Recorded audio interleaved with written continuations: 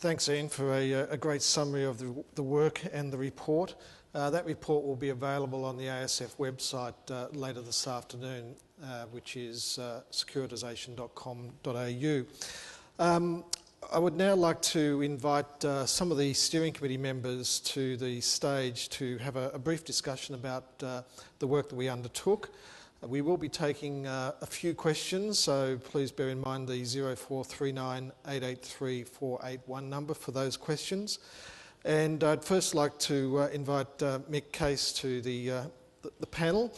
Mick is a fixed income portfolio manager with Schroders Investment Management here in Sydney.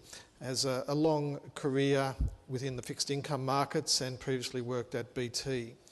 I would then like to invite David Michel, who's the Chief Executive Officer for the Finance and Treasury Association. David has had many years with the Finance and Treasury Association and was recently appointed CEO of the association in 2012. Next is Gordon Noble. Gordon is a Director for Advocacy and Policy Strategy with ASFA, that is the Association of Superannuation Funds of Australia.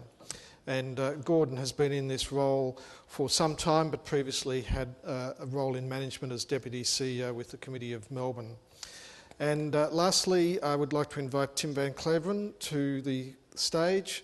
Tim is an Executive Director and Senior Portfolio Manager for UBS Global Asset Management here in Sydney. And prior to his returning to Australia, Tim worked in the London office of UBS for 7 years as the Head of Investment Grade Credit Research for Pan-Europe and Asia Pacific. These are a few of the people that were involved in the steering committee, and it sort of gives you a flavour, I think, of the cross-industry perspectives that were brought to this work. So maybe just picking up on a couple of themes, and there's already some questions coming up, so I better get my glasses on. But David, just to start off with you, and I guess we talk about the corporate bond market and the sort of activity and the interest of corporate treasurers and corporates more generally in the market. Can you tell us how corporate treasurers generally see the local market versus other funding options?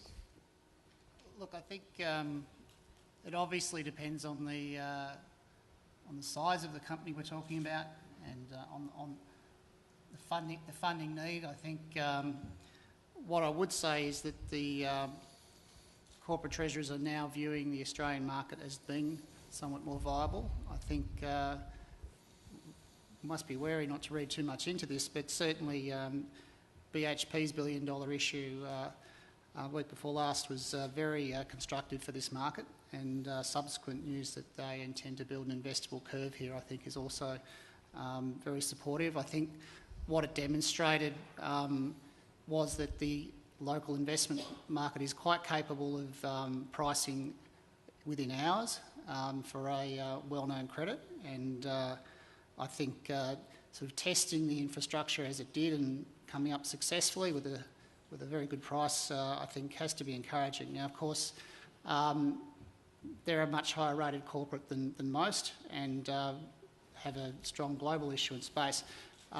So it still remains to be seen about the appetite for BBB and below, but certainly I think on balance there have been constructive developments, and as we'll talk about, there are other factors sort of perhaps leaning against the preponderance of offshore issuance going forward. Thanks, David.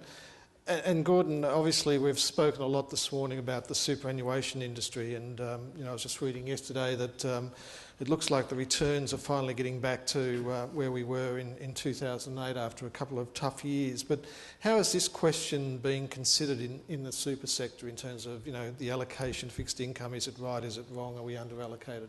Yeah, thanks, Chris. The ASFA, which is the Association of Superannuation Funds, we're the peak body for the superannuation industry. What we understand, there is a debate, and we understand also that there is issues around confidence in superannuation more broadly.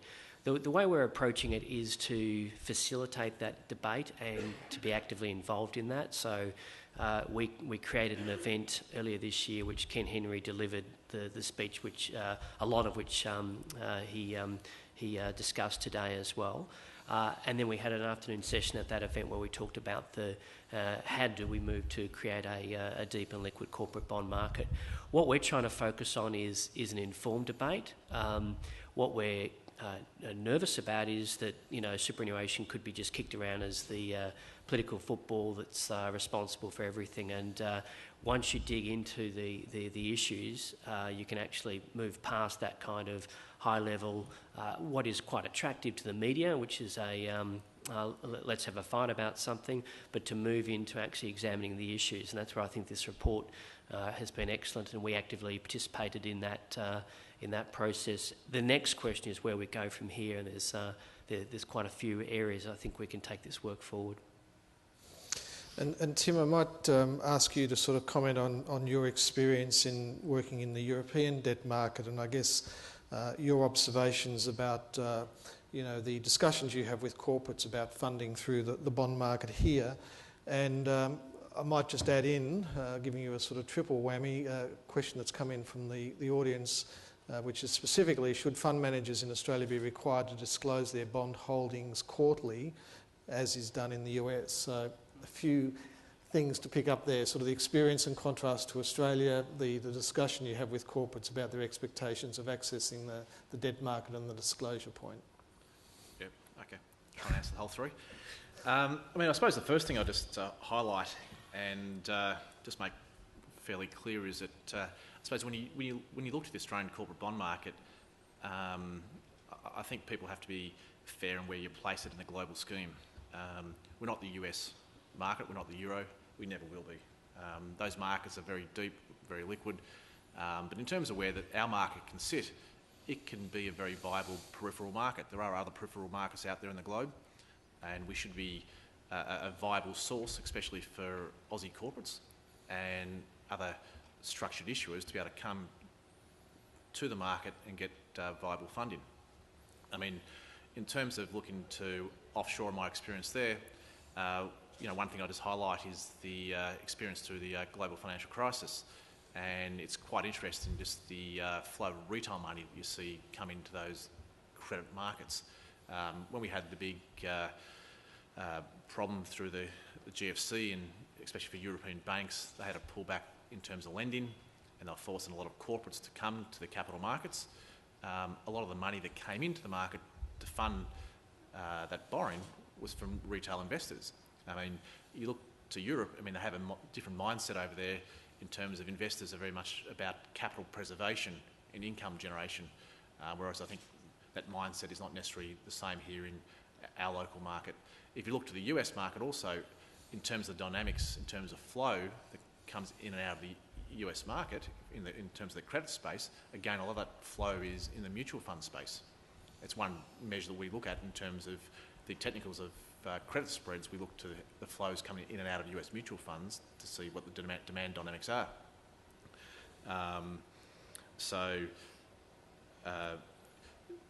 That's probably what I'd say there. In terms of talking to the corporates, I suppose since I've come back from London, I've tried to be fairly constructive in trying to bring corporates to the market. We are very active in the primary space and trying to get deals to market. One thing I'll just say there too is that it's interesting when you look at the investor universe, and especially for recent deals that have come, and David mentioned BHP, a sizable component of that book, the book was $2 billion for $1 billion deal, a sizable component of that was interest out of Asia. It was Asian private client, private bank kind of interest. If you look to another deal, which was Crown, a lot of the interest that came through on that deal was out of Asia. So when you talk to and look at our market, there is a dynamic there for private client money, but a lot of that seems to be out of Asia rather than internal wealth management money.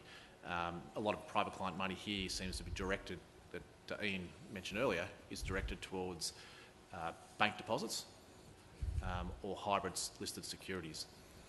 The last point in terms of disclosing corporate holdings, I suppose the unfortunate thing for our market is that it's a fairly small market. We're a sizable player in that market. If we actually disclose all our holdings, we'd never be able to move risk around in our portfolio. because the market will know exactly what we own, and Okay. if we go to sell 1 million, they'll know there's more behind that. Thanks. Mick, one of the things that we discussed in the report sort of addresses is this issue of access and the infrastructure of the market. What would you say are sort of some of the key things that could be considered coming out of this report with respect to access and the operation of the local debt market? Thanks, Chris. One of the interesting things I think in the the Australian market is that we have a market where we separate institutional and retail investors. Retail investors, if you think about the equity market, they can participate across any instruments they wish to buy. So you can go and buy a penny dreadful gold stock, you can go and buy BHP ordinary equity. Yet in the bond market, it's dissected into retail listed deals, and yet the retail investors can't actually access typically corporate bonds. So I can go and buy BHP equity on my E-Trade account, yet I can't participate in the BHP bond that was just recently issued domestically. One of the challenges there is that my view is that we should ultimately have a listed market. Everything should be listed. That improves transparency, improves liquidity, and ultimately that removes some of the distortions in the market. And I think when you have a situation where retail investors, they can go out and buy deeply subordinated Tier 1 security or a deeply subordinated 60 non-call 10 type security, their inability to move up the capital structure into investments which are actually less risky and provide some of the outcomes they need in terms of yield to manage some of their risks, then I think that's an allocation issue partially will be resolved by being able to have one market that's not actually dissected, if you like. And I think that's one of the access to markets, and I think improves the overall liquidity and functioning of the market, which to some extent should improve some of those both the supply and demand challenges that we're seeing. So from an institutional investor point of view, you wouldn't be adverse, and it sounds like you'd welcome sort of retail participation in the market. Yeah, definitely. I don't think there's any reason why we should sort of have exclude a particular class of investors purely so we can sort of provide some sort of service that they can't otherwise access. I think if a retail investor chooses to go and buy something directly themselves versus use a fund manager, I think that's a perfectly reasonable decision they should be able to make. They can do it in the equity market. I don't see why they can't do it in the domestic fixed income market. And if anything, I think that'll improve liquidity. If you're able to go out and instead of just simply choosing term deposits, Tier 1 capital or equity, you may actually choose to participate in the mid part of the capital structure, which in turn, in my view, would improve liquidity.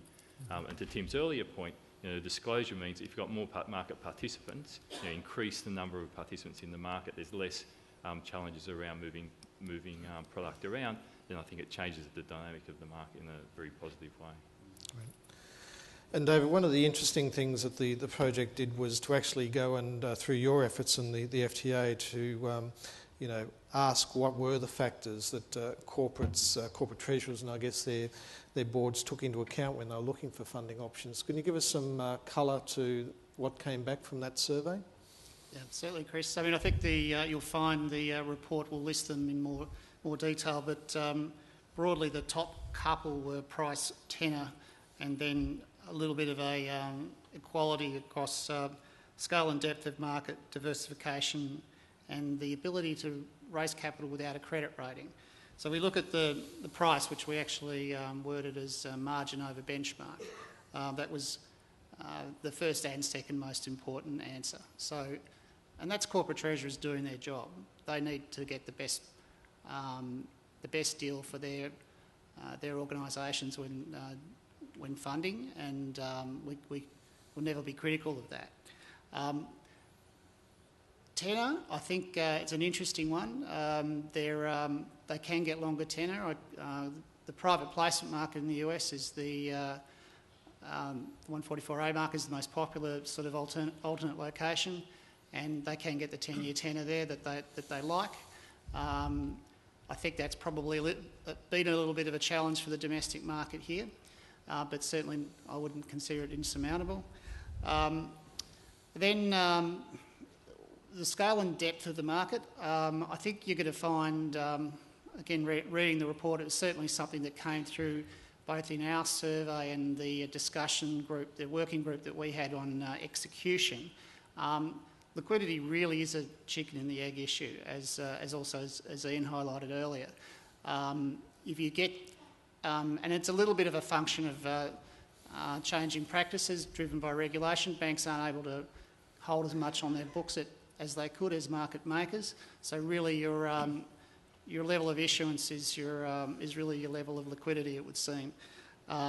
So let's see if we can raise the level of issuance, I guess, is the point there. Diversification is important, but I guess we're really talking those who are answering that question about larger corporates. So you're bigger than $3 billion kind of organisations.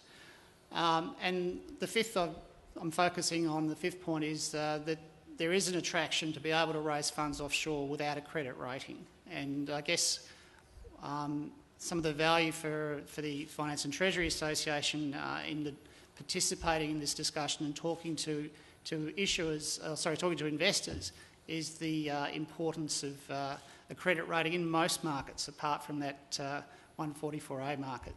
And certainly it's proved to be the better pricing for a sustained period of time. But I guess one of the issues that we're looking at is what are the risks of relying too heavily on sort of any one market, and certainly an offshore market at that. So we'll be posting the information about our survey on the FTA website tomorrow, and as I said, there's more detail in the DAE report.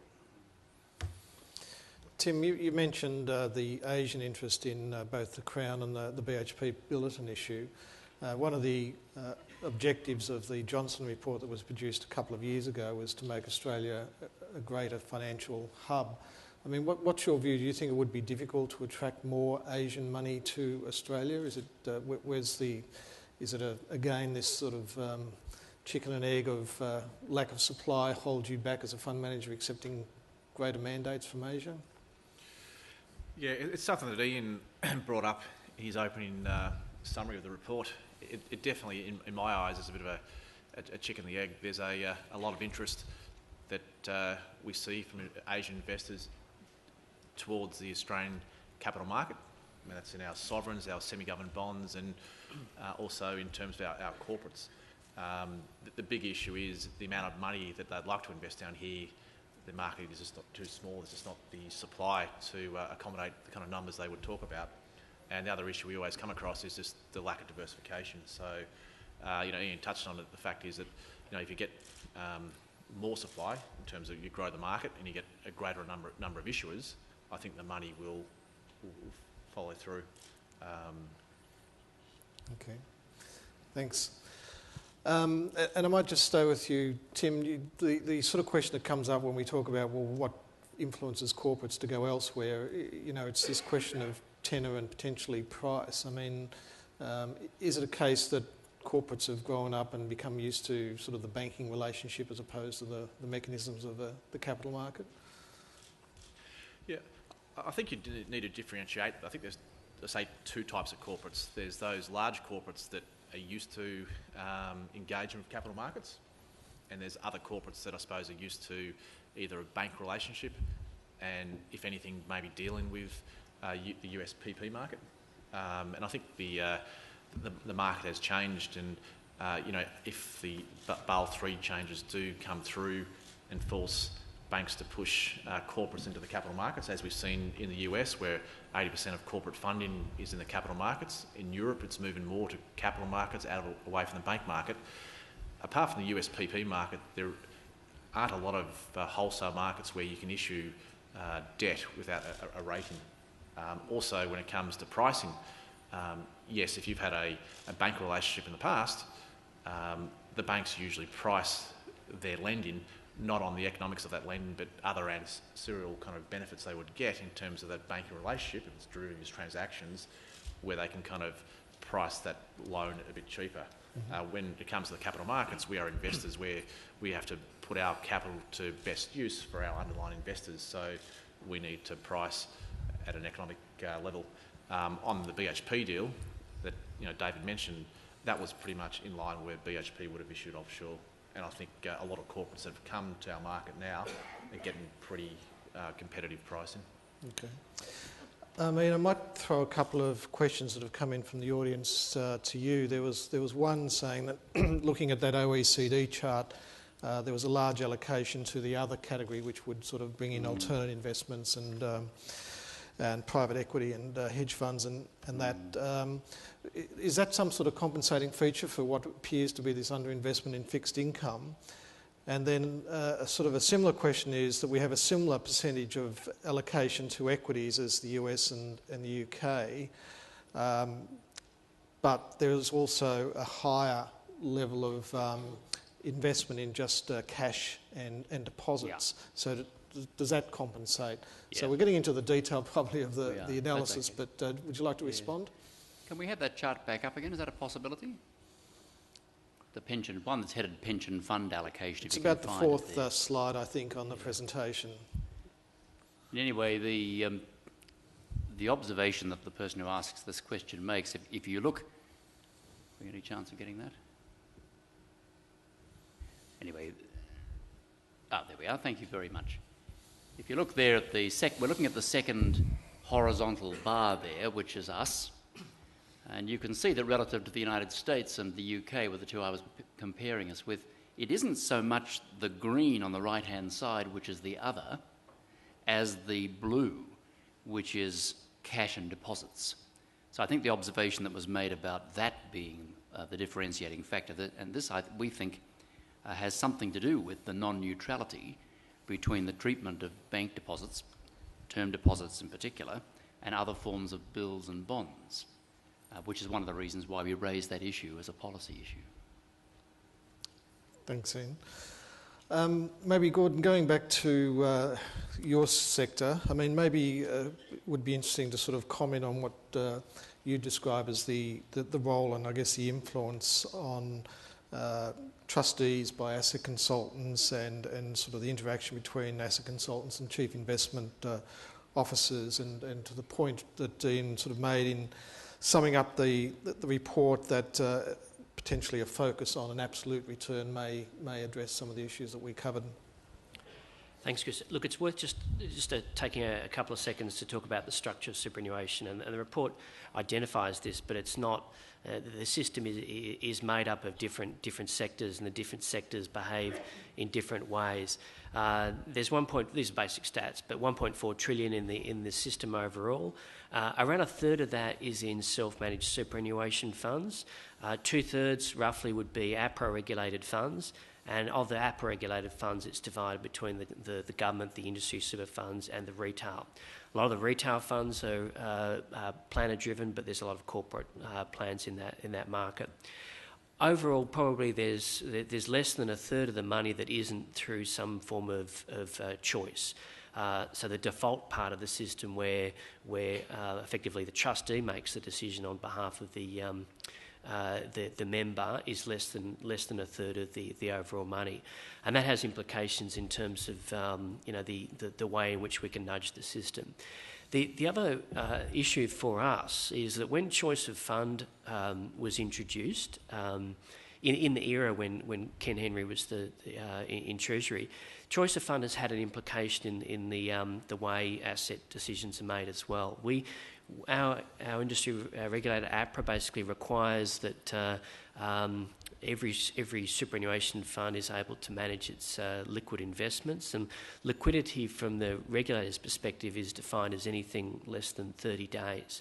So that doesn't define, the regulator doesn't define what an illiquid asset is, but certainly the requirement of a super fund to be able to sell out of an asset in 30 days limits the overall amount that can go into areas that are illiquid.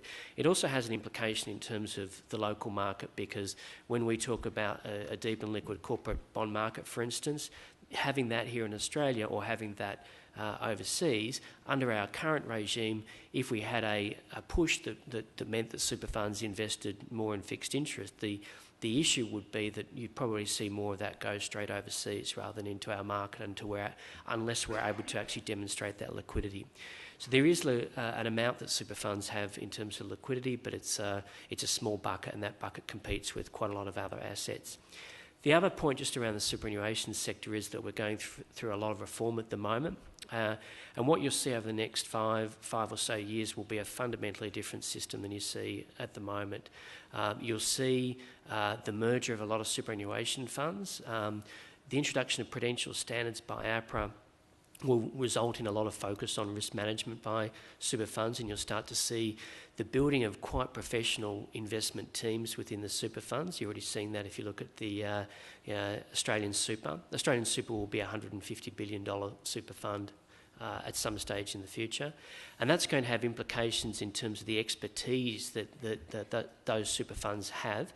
The model that Chris you referred to, the asset consultant providing advice to the in-house trustee, that is breaking down at the moment. In fact, we've seen one of our biggest super funds, CBUS, has just taken on one of the major employees from one of the consultants. We're seeing the staff move into the super funds. So there's a lot of discussion within the industry around peer risk and how we move away from herding behaviour. We understand that has been a challenge, and there's certainly issues around that. Bit of a global debate around those issues.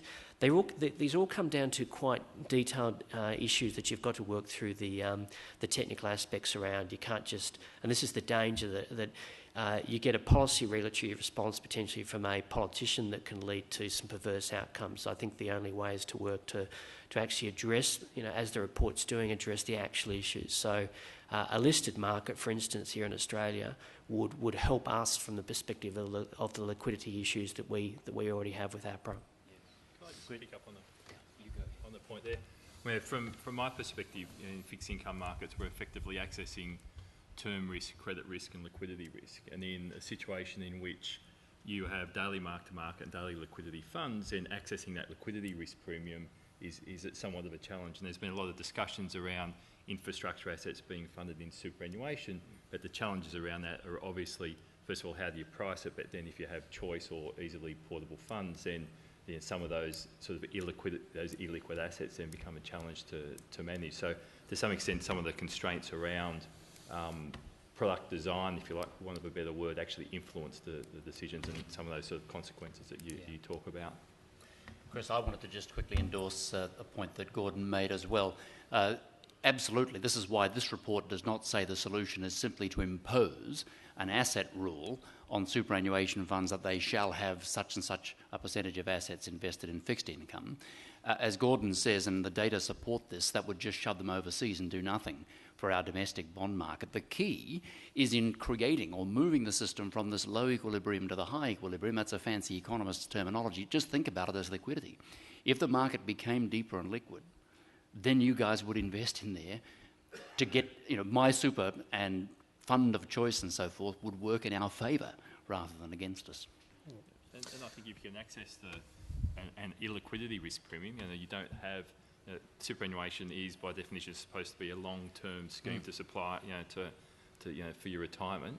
Yet you have short-term time frames, whether it be sort of peer risk, short-term investment performance horizons from clients or from some clients. Yet you have this pool of money which is somewhat sort of allocated that is actually ideally suited to allocate to some illiquidity risk premium, and hence the longevity issues around that. So I think there's some challenges rather than just relying on term and credit risk premium.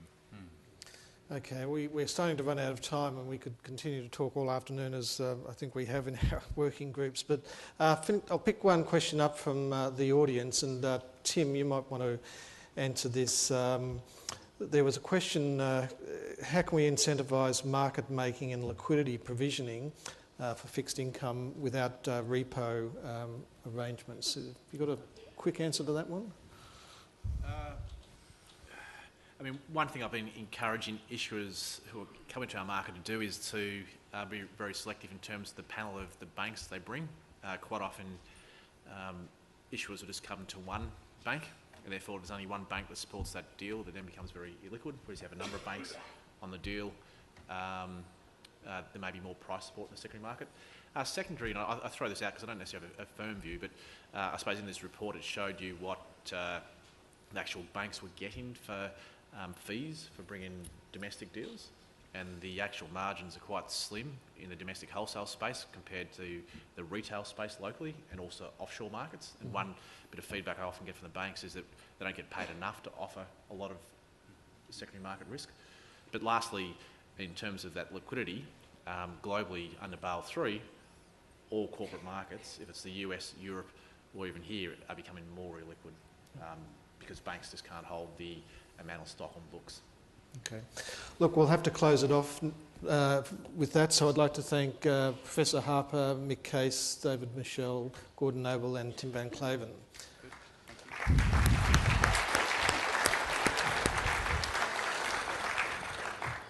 Okay, we've just got one more session before our lunch break, and this will be moderated by John Barry from National Australia Bank, and this will be a topic and panel discussion about the current challenges and opportunities for residential mortgage-backed security issuers.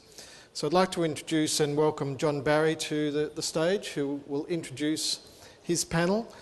John is well known to all of us in the room. He's the head of securitisation at National Australia Bank, and his team operates within the capital markets business of NAB's wholesale banking division, and is responsible for client securitisation requirements across a number of asset classes. Prior to his role with National Australia Bank, John had extensive experience in securitisation with ANZ Bank. Please welcome John Barry.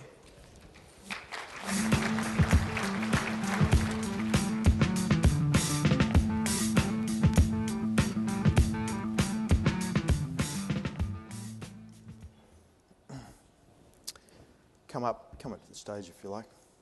I'll just introduce the panellists as they come up. Mary Plowman from Resimac, James Shaw from Bank of Queensland, Peter Casey from ING, and Eva Zalelli from National Australia Bank. Good afternoon and welcome to the Issuer Panel. I'm John Barry, and today we're joined by a panel of expert issuers, both on the RMBS and ABS side, representing a broad cross-section of the sell side of the market. I'd like to start by examining the topic of regulatory change and seek some initial feedback from the panel on Charles Littrell's speech yesterday, in which APRA laid out a proposed framework, including, some may say, some quite radical moves in relation to a two-tranche only market. Just to recap on that, a senior A tranche, which might be AAA rated, supported by a single B note, providing credit enhancement. Perhaps I'll start with you first, Eva. Charles mentioned that explicitly catering for funding-only transactions, subject to prudential limits. I'm interested in your views on initial reactions, anyway, to what Charles had to say and the principles espoused. Yeah, thanks, John. I think the approach is a good one in terms of approaching it from a principle-based perspective rather than the extensive rule-based framework we have at the moment. Certainly what was outlined sounds as though it would work well for funding-only securitisation structures. But I think there is a lot more detail to be worked out around the intricacies. The existing framework has a lot of detail around the mechanics, things like implicit support, basis swaps, and all sorts of technical aspects. And it will certainly be interesting to see how those aspects are captured in a principle-based framework, which in my mind means a simpler framework. I mean, there were certainly points in there that were great, such as the abolition of the 20% holding, so that's something I'm certainly very pleased about. There was some support, sort of, for master trust structures in the form of APRA is willing to facilitate discussion around those, though I must admit I was hoping for a bit more definitive guidance around the master trust structures. And as you mentioned, we do have concerns with the proposed two-tranche structure.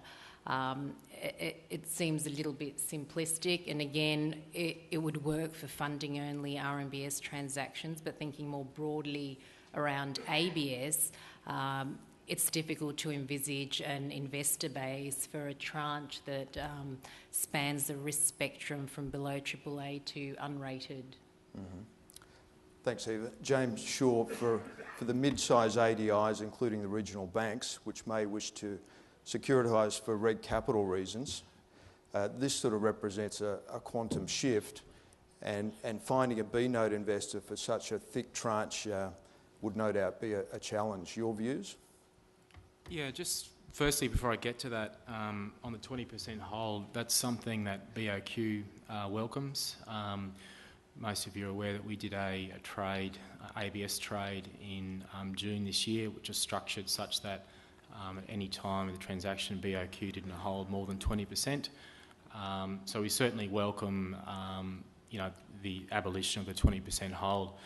As far as the two tranche structure, the A notes and the B notes, potentially, given different rating agency methodologies, we may not be able to get a rating on the B note, which will, I think, present a problem for some investors who have the mandate to invest in rated notes only. And even, putting the A, B and the B notes together potentially causes issues around the fact that some investor mandates are limited to buying AAA notes, and some investors, quite frankly, want to play at the B note level. So whilst I think capital relief is theoretically possible, I think Charles mentioned that we could get up to 80% capital relief on the trade, assuming we hold 20% of the B note. It will be, I think, practically difficult to achieve, given that that tranching that we're used to potentially has fallen away. Thanks, James. Mary, Resimac, takes a slightly different perspective. You're not a regulated or potentially regulated entity, but the warehouse providers that you rely on and also some investors are. What's your take, Mary?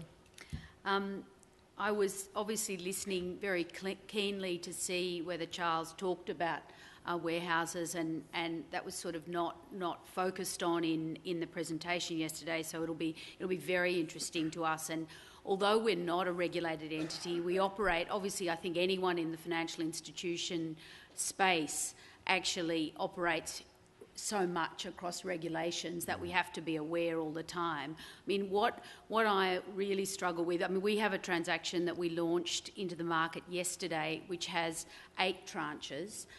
We did not put 8 tranches in there to be complex for its own sake. We actually structure our deals to respond to investor requirements, and we've only ever put particular layers in our deals.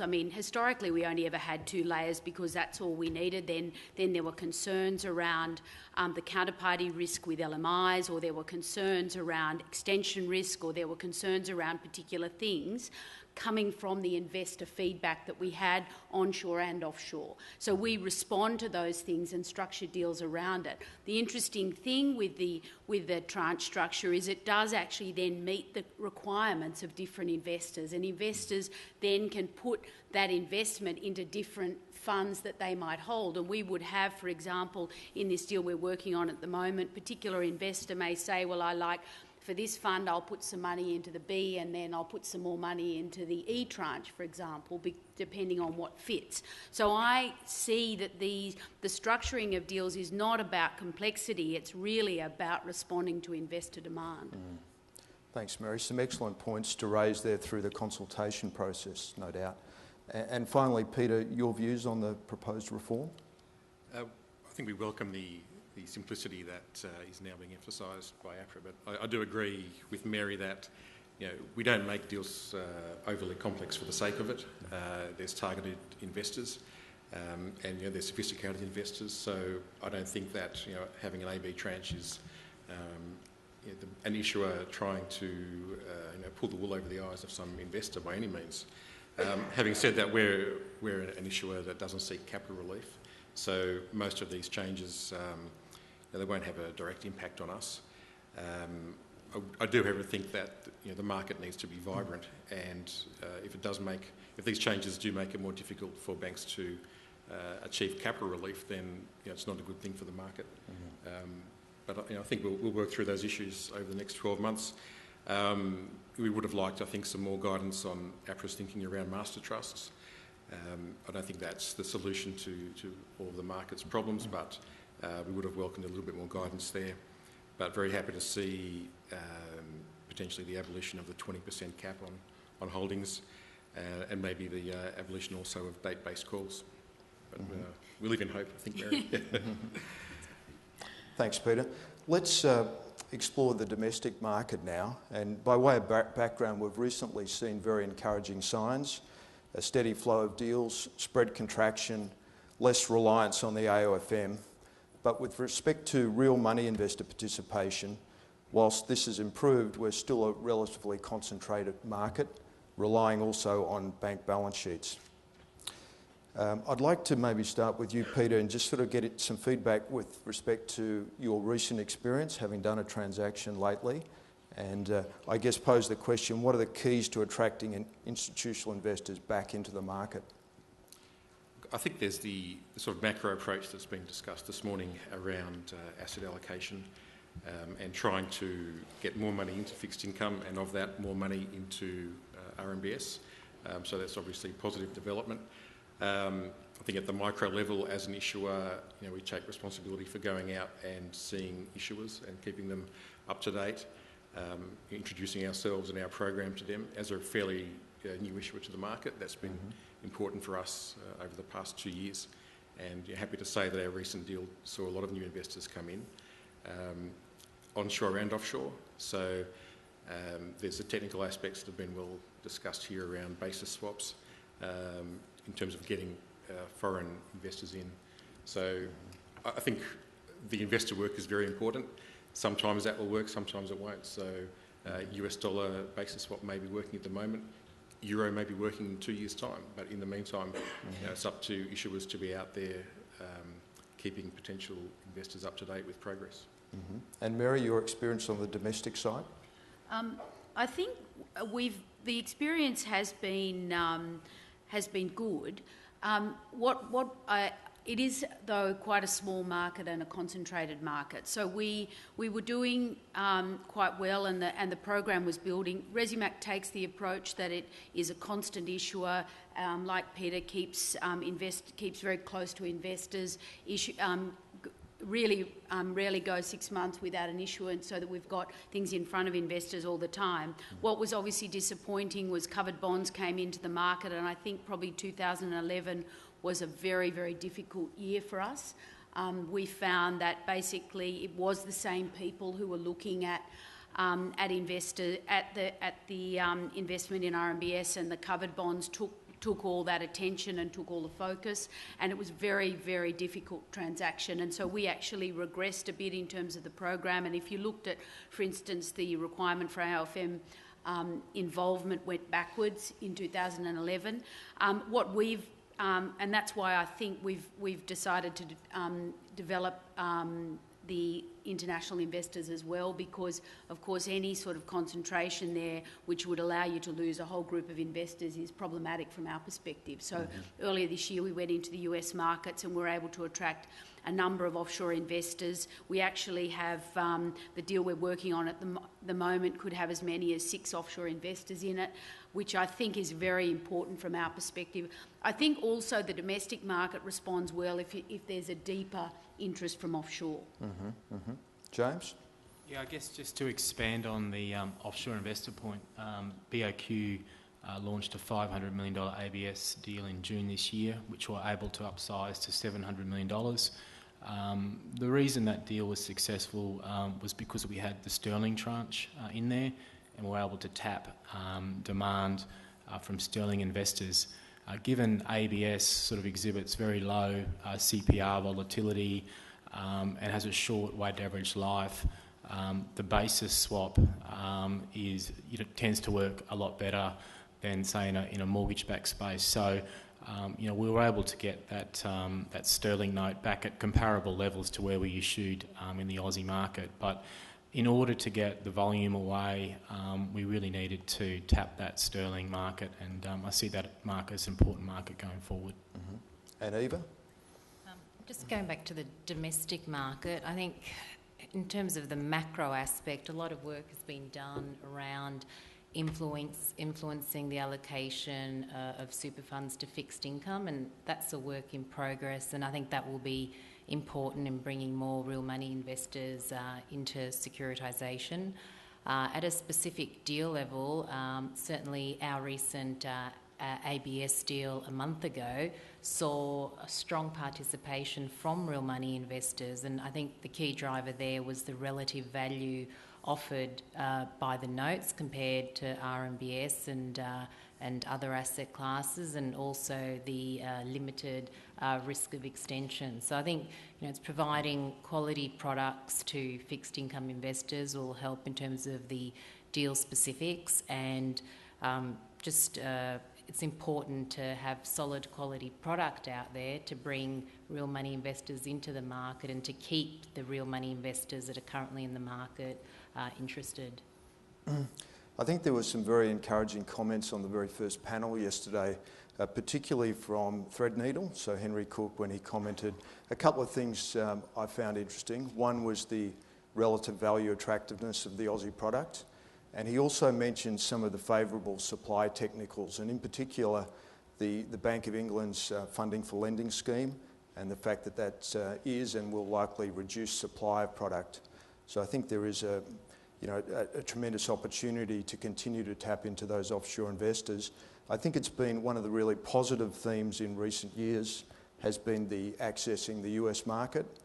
Since 2010, there's been 5 transactions with dollar tranches totalling $1.7 billion, and that's been a combination of deals aimed at money market investors, so sort of 2A7 compliant US investors, but also some term investors. Maybe just to close off on the offshore side, Peter, would you like to sort of comment at all any further on your transaction, particularly on the dollar side?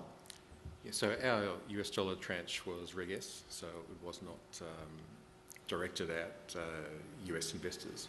But there are these pools of US dollars obviously around the world, so as it happens at this stage, we're able to access some investors successfully who are able to buy Reg S. So I think back to the earlier point, and as Mary made as well, that it's just a case of being out in front of investors, making sure that you know what they're looking for, and if it makes sense, then structuring a deal appropriately to hit that demand. Very good points. All right, we've spoken about master trusts a little bit, and APRA said that they were open to hearing views on how the proposed reforms might facilitate or retard the development of master trust. So we'll have to see how that plays out through the consultation, but the removal of the 20% rule would be a great start in that regard. With respect to master trust, do we think that they will help access offshore investors? Maybe starting with you, Eva. I think master trusts, they're a feature of global markets, so really introducing them in Australia, in my mind, puts us on a level playing field with offshore issuers. Certainly, they provide the ability to more easily structure soft bullet notes, scheduled amortisation notes, and that does help manage the cost of the cross-currency swap. So in that regard, it is a positive feature. Structuring those types of securities certainly also limits extension risk, which is, again, something that appeals to offshore investors. So I think those are all positive things for master trust. We certainly have the UK master trust model out there. We'll have to see whether that works in the Australian context, and following Charles's speech yesterday, it sounds as though there's going to be considerable discussion around the type of master trust platforms that will be allowed in Australia. And, I think that's a positive development. Certainly, they also facilitate the securitisation of asset classes that standalone trusts just really don't allow, like credit cards. Mm-hmm. James, any views? I think Eva's covered most of them, but Bank of Queensland's view on master trusts is, it's potentially another funding tool. We sort of see it as a bridge between the pass-through securitisation product and covered bonds. Once you get over the sort of, the initial setup costs, it can be quite programmatic and is great, particularly for reverse inquiry and structuring soft bullets, hard bullets, depending on the investor appetite and how far they want to go out the curve. We also like master trusts from an auto perspective. Again, given the very low CPR volatility, you're fairly certain that the cash flows are going to come through at a certain time. So, from an issuer perspective, you're not taking that risk on the seller note, having to increase it if, CPRs, for example, slow. From an offshore perspective, obviously, if you're issuing a 3-year hard bullet backed by cash flows that throw out from that master trust, that will certainly reduce the cost of the basis swap, given that prepayment risk is taken out of the equation. So we see master trusts quite favourably, and you're certainly willing to explore it. Mm-hmm. Anything to add, Mary or Peter? Well, the only thing I'd say is, because master trusts are more difficult for an issuer like Resimac, but Peter made a comment earlier, the more issuance into the space, the better from our perspective. Ian Harbour made a comment earlier about that low locked-in equilibrium, and I think one of the things that we hope with more, and that's why even though covered bonds aren't an option for us and it did cause a bit of a short-term issue, I think the more issuance in the space, the more interest, the more focus towards the investor community around the space, the more options are available, I think it's all good. I think the deeper this market is, it's funny, we often joke amongst the issuers that, we're really competitors outside our space, but in fact we support each other on the issuance side, because very important to have multiple successful programs, because, investors domestically and offshore don't want just one investment option, they want a number of investment options, and so therefore it's important that all the programs do well, and there are various options available,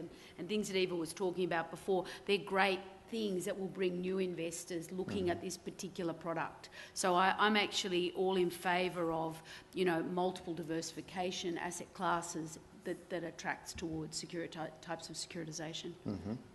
And Peter? Yeah, well, I agree with James that as a funding entity, you want to have as many tools available as possible. Not every type of structure will work at every time, but we would definitely be looking towards the master trust structure to at least establish it, have it ready to go, and potentially attract investors that don't like to invest in pass-through securities. Mm-hmm. So master trust, not for every issuer or every investor, but we think net would be an increase in the amount of issuance that we could do. Mm-hmm. Okay. I think the other interesting thing was, from yesterday, the RBA enhancing reporting requirements and what was announced by Guy Debelle. I think that's going to achieve their objectives of being positive for the market as a whole. It's sort of forcing the market to help itself in that regard.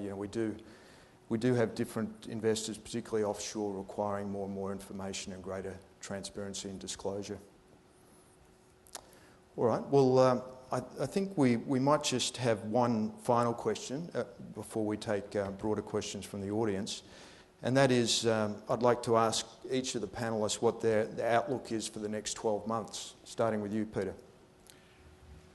It's obviously a difficult question given where we were this time last year, and we're in a much, much better place, but having said that, the issuance itself has been fairly light, partly due to the majors' use of covered bonds at the start of the year.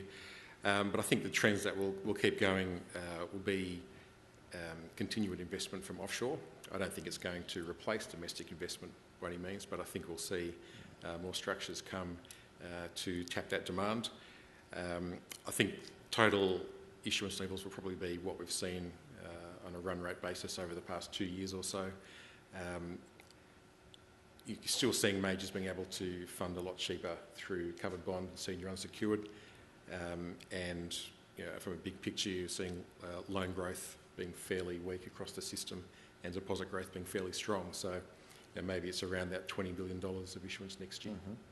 Mary? I think that there are some positive signs. I think Guy Debelle made a comment yesterday that, the market's not going to return to where it was, and I'd agree with that. I think it'll look different, and I think it's going to be smaller. I think there are influences, structural influences that will change. But I do think one of the things that I hope that, when this resolution post Charles's presentation yesterday comes, that a little bit of the uncertainty we've had in the market goes. I think uncertainty isn't good for anybody. Uncertainty isn't good for investors or issuers. And I think that has constrained growth. Definitely credit growth as well. But I think where people don't know where they stand, it makes it very, very difficult to operate in markets. But taking that away, we've seen very encouraging signs from offshore. I think obviously there are structural issues that were mentioned yesterday about the UK that'll give some demand, which will see some growth as well. So I think generally positive, but always cautious at this stage. I think that the global situation is still could go either way. Agreed. Your outlook, James? 2013 I think will be an interesting year. Obviously, APRA has sort of earmarked that as a consultation period for the new regulatory guidelines, which are going to be implemented sometime in 2014. So obviously there's going to be a lot of consultation on the new APS 120. But just picking up on Peter's comments about pretty slow credit growth at the moment, and certainly at BOQ that's been funded entirely through deposits. So from a securitisation perspective, potentially we'd look to do a ABS, Reds EHP deal sometime next year, and a Reds RMBS deal. And Eva? We think the next 12 months will provide us with valuable matched term funding. Secured funding will continue to play an important role in our funding agenda, and that's secured funding in the form of ABS, RMBS and covered bonds. The volume of funding that we do is obviously dependent on the factors that others in this panel have mentioned. But, broadly positive, probably similar levels to this year. Potentially increased bid from offshore investors driven by the relative value compared to their local markets as well. So if we see that trend continuing, then I do foresee more issuance in foreign currency. Agreed. Yeah, I think the big one for me is the continued spread contraction. I think for the product to really deliver next year, we need to see continuation of that trend, which obviously ties into dependencies on offshore, etc. So I think that's all I've got for the panel, but I suppose at this point we can have a look at questions from the audience, and I see there's a few up there. The first one is, do you see the introduction of master trust replacing standalone discrete securitisation? That might be a good one for you, Pete, to start with. Look, I think as an issuer we would potentially keep both programs in place. There's nothing to stop us from doing that. I think we just want to make sure that if we need to, that we don't get stuck having two programs that are slightly too small. So if we do need to have just one or the other, then we can make that decision. And largely it's going to be based on investor feedback. So if there's enough investors to support purely a master trust structure, then that may be the way we go. But it's easy enough to bring a standalone transaction again sometime down the track. But at this stage, I think it's a bit early to say. And Mary, you'd be focusing more on the discrete side, standalone. Yeah, I actually think the investors are sophisticated enough to evaluate the merits different options. And I think there are some investors that speak wholeheartedly, particularly in the US, about discrete pass-through structures, and others love, the bullet nature of a master trust. So I think it's all about meeting investor demand, and the larger number of options, the more investors you'll attract to the space. So I think that's a good thing. Good. Any further comments on that one? I was just going to say I see it probably as complementary. It might be that, from Bank of Queensland's perspective, we keep mortgages for a pass-through structure and autos for a master trust, but obviously guided by investor appetite on that. And I think, from our perspective, certainly having the ability to do both is complementary. We have the master docs to do the standalone trusts, and it really is based on investor demand. We've seen in the UK where master trusts are the dominant structuring vehicle, that some issuers chose to issue out of standalone trusts this year. So, it's good to have the flexibility to do both. Another question, do we see the role of the AOFM changing in the short term? Any views on that, Mary? I think the AOFM has provided a fantastic backstop to allow organisations, particularly like Resimac, to have the confidence to come to market. I think that role may be relevant for a period of time, but and I think they also are hoping that period of time is limited and the market can stand on its own 2 feet. I think it has given confidence to warehouse providers as well as investors to make sure that deals will execute and that they will close when markets. And the interesting thing was when I was talking before about when covered bonds came into the market. So the smallest thing can disrupt the market, and therefore their involvement added value there, because we were still able to issue and take that execution risk away. So I think, yes, over time it will reduce, but I think we're not there yet.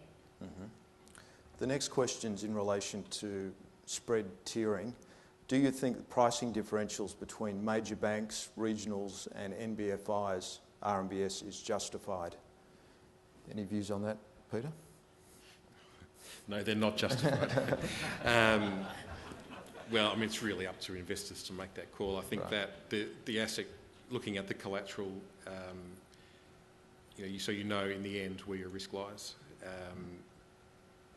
I think there is some perception around extra safety around having an ADI. You have an extra regulator in place, but I'm sure Mary would say that there's a lot of disciplines in place across all lenders. So I think it's down to the collateral in the end largely as a worst case. Yep. Any other views? I think definitely no. Certainly not from Mary. Another question, to create a liquid secondary market in RMBS assets, how can issuers help this process? i.e. RBA new loan level data requirements and valuation. Any comment, James, on that one? Yeah, I guess, the more data you can provide and the more transparency you can provide to the market, that's got to be good for liquidity. But a lot of it comes down to whether you collect that data and how that feeds through. So I'm glad that the RBA have given us some breathing room to actually go back to our respective institutions and work out how we're actually going to get all that data. There's another one there on synthetic risk transfer, but that might be a little bit complicated. But listening to Charles yesterday with respect to synthetics, I think one point that may be slightly missed is synthetic risk transfer can be a very efficient way to get risk into an SPV as opposed to sort of laying off risk in a complicated fashion to investors. So we'll see what comes out of the consultation on that particular one. All right, well that's all we've got. I'd like you to thank the panellists.